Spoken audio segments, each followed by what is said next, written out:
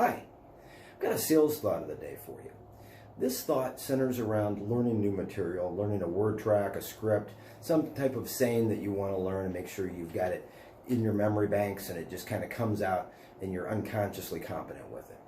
So what we prescribe when you've got a word track, for instance, to learn is taking a recipe card or a note card and a pen and writing it out exactly like you want to say it.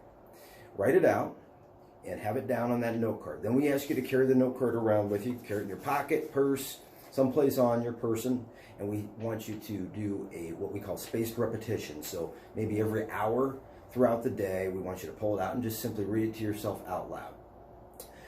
Also, on day 3, what we want you to do is incorporate a recording. So now on day 3, you've really got the tone and voice inflectuation down of this word track.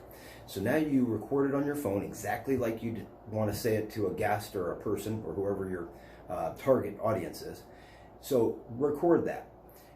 We prescribe that you continue the reading of the note card to yourself 10 times a day. However, now what we want you to do is add in listening to that 3 times a day, at least.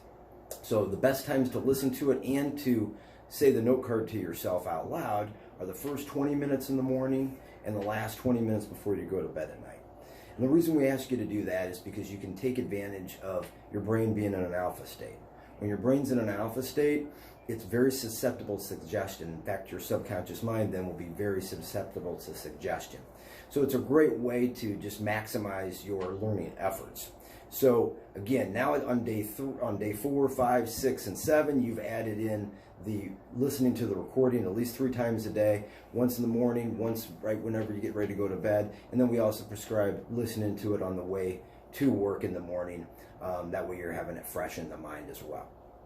Now, at the end of the 7 days, what we say to do is now you take this note card, and by now you should have it down pretty well.